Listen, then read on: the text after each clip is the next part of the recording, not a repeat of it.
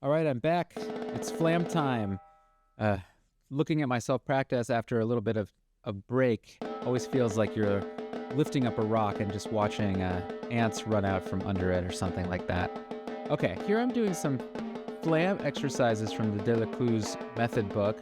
Obviously, my posture is not doing very well, but I guess I've just been sitting listening to auditions, so yeah.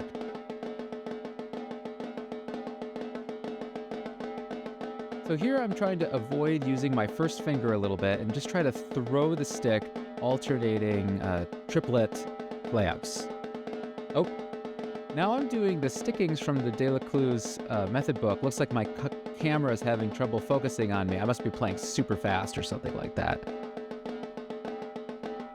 So I'm trying different stickings here, particularly the ones that Delécluse puts first, and they're the ones that I don't generally do.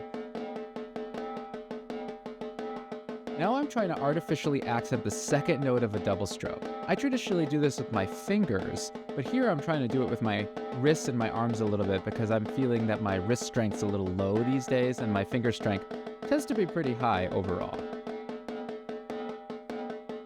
Now I'm extending the double stroke agony by making it into 3 strokes.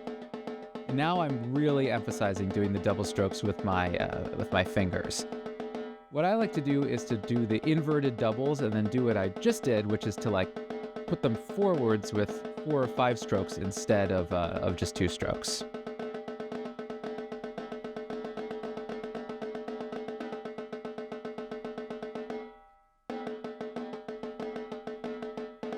I like to practice on the drum without the mute. First of all, because I'm very lazy, and second of all, because without the mute, I really hear the color of my playing a lot better. I'm hearing which notes come out as being really thin or spicy or spiky, and which notes come out as being like really rich and dark. Okay, flam paradiddles, my weak link. This is something that Dan Druckmann asked me to play at my Juilliard undergrad audition, and I've been seething ever since. Okay, now I'm doing the sticking that's right, left, right, right, or right, left, right, left, left, right, left, right, right.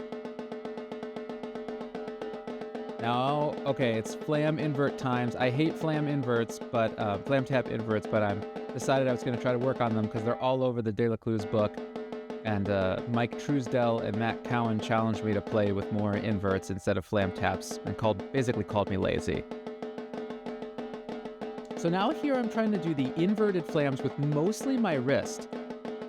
And I'm sort of conflating that with alternating triplets with like a little bit of a whip. So I'm going flam invert, alternating triplet, which is basically the same thing. Now I'm sort of breaking down that whip motion a little bit. What I'm sensing in my hands is that my fingers are doing too much. So I'm trying to remove my finger, and I'm trying to do that by sort of like flinging a little bit with my arm. Okay, as you can see, it's getting pretty stiff here, so I'm getting to the limit of my technical capacity.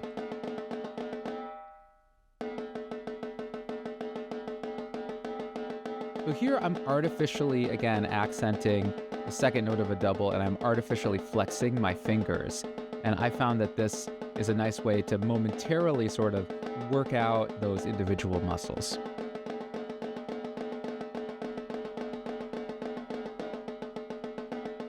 You can see here that the gap between my thumb and my first fingers has eliminated when I'm doing that. I'm definitely not on purpose, but it's certainly helping a little bit to focus on the finger.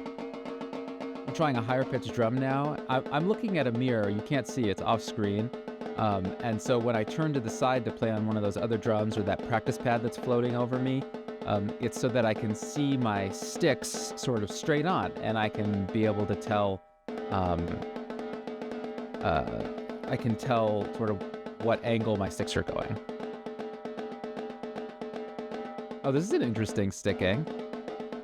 This is one also in the Delécluse method book. So I'm trying to just read his flam stickings down from the top all the way down and just kind of see what I come up with. This one's pretty hard.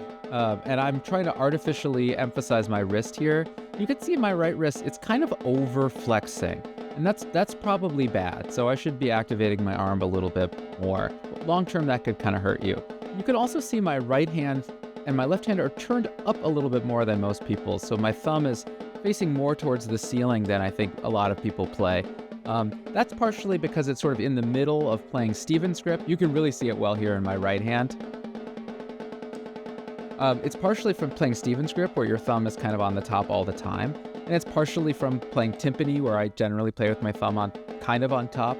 I find this way allows me to snap my wrist a little bit better, and my sticks go straight up and down. But your mileage may vary because your physical the construction of your hand could just be different than mine.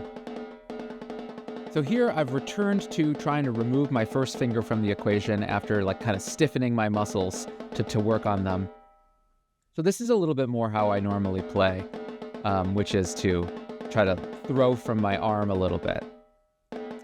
This kind of removal of the first finger, by the way, is something that's pretty recent for me. I went through all my schooling kind of keeping the wrist as a solid unit, and I was sort of an outlier for using a lot of finger. But this kind of taking the first finger off the stick is something I really got into when I was living in Germany, and coming back, I've sort of gradually integrated it into my playing, and I found that it's helped me be more relaxed. It's helped me create a richer sound. I haven't quite integrated it into my rolls, as you saw from another video. So after I was pissed off at how bad my roll sounded, I thought I would do a flam, initial flam getting to know you practice session, where I would see, like, can I play flams without my first finger on the stick? So here's the result. So now I'm doing another one of the zanier stickings in the Delécluse method book. Oh, this one's fun. It's a 5 against 4 sticking. You can see my flam taps are way better, and that's because I generally play with a triple stroke roll, and so I'm pretty competent at doing triple strokes leading from my elbow or my arm.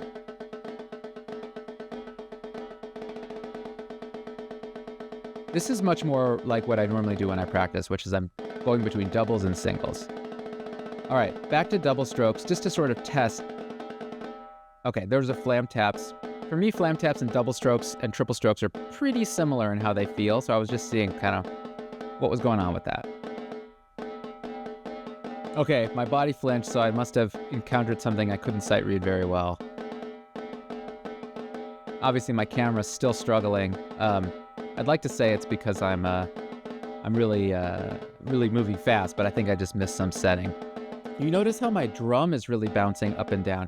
That's because I'm using a Pearl flat-based concert snare drum stand, which I really like, but if you hit it really hard, it kind of moves around a little bit, which I find quite fun. It's like being in a deux chevaux car or something like that. Okay, back to our flam content. I like this angle because I can see my left stick kind of going up and down, and then I can get a good bearing on my right hand's angle of attack. In general, you can see I'm trying to aim for this spot in between the center of the head and the edge of the head, which, at least on my drums, creates kind of the most resonance and body combined. Okay, turning the page. Let's get real.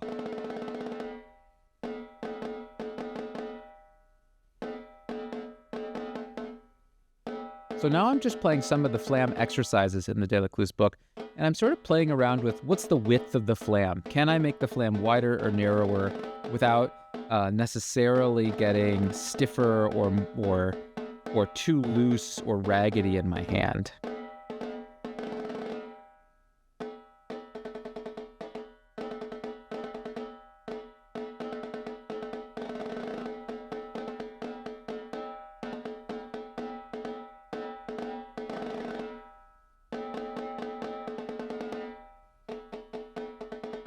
So here, I think I'm thinking about the relationship between my wrist, my arms, and my fingers. I'm reading these etudes and trying to make sure my roll color is even, or at least that it's similar to my stroke color. Oh, I guess I encountered something I couldn't play. So the drum I'm playing on is a 4-inch deep aluminum Philharmonic, which sometimes can sound a little bit thin. And on this recording with this microphone, it also sounds a little bit boxy, but I promise in real life it sounded pretty good. So after this, I'm going to probably put a mute or a towel back on the drum and then return to my normally scheduled roll practice. Oh, looks like it's over. See ya. Want more snare drum? I have a 10-day challenge on my YouTube channel where I tackle some essential techniques in creative ways. 5 minutes a day.